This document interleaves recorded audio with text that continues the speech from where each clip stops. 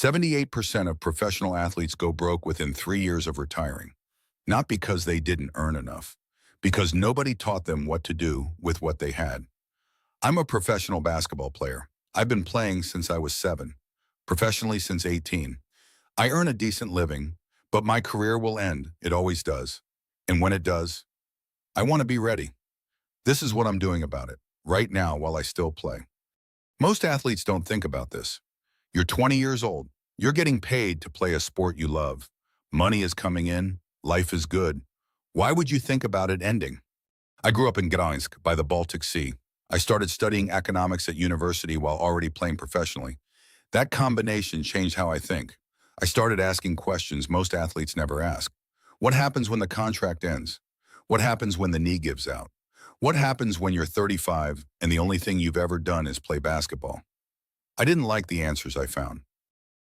In 2016, I was 21 years old. I took my basketball earnings and bought my first apartment. On credit. Everyone thought I was crazy. My teammates were buying cars. I was buying property. Here's what I understood that they didn't. A car loses value every day. An apartment in Poland in 2016, that was a different story. I held that apartment for years. Last year I sold it. The plan now is to buy something bigger, better. Because real estate in Poland isn't just a home, it's a strategy. Cost of living here is lower than anywhere in Western Europe. The market is still growing. And as a professional athlete living here, my costs are manageable in a way they would never be in London or Amsterdam. Now I have to tell you about crypto, because this is where I made my biggest mistake. I got into crypto in 2019, early, before most people even knew what Bitcoin really was. I watched my portfolio grow through 2020, through 2021, numbers that made no sense.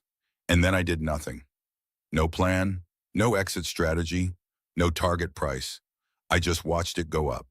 And then I watched it come back down. I didn't lose everything, but I didn't take what the market was offering me either. Here's what I learned. It's not about finding the right investment. It's about having a plan before you invest. Entry point, exit point, how much you're willing to lose. Without that, you're not investing, you're gambling. I won't make that mistake again. So what am I doing now? 3 things. First, real estate. I understand this market. I studied it. I wrote my thesis on it. Poland's property market is still undervalued compared to Western Europe. That's an opportunity. Second, new skills. This channel is part of that. Learning to create content, build an audience, communicate ideas. These are skills that outlast any sports career.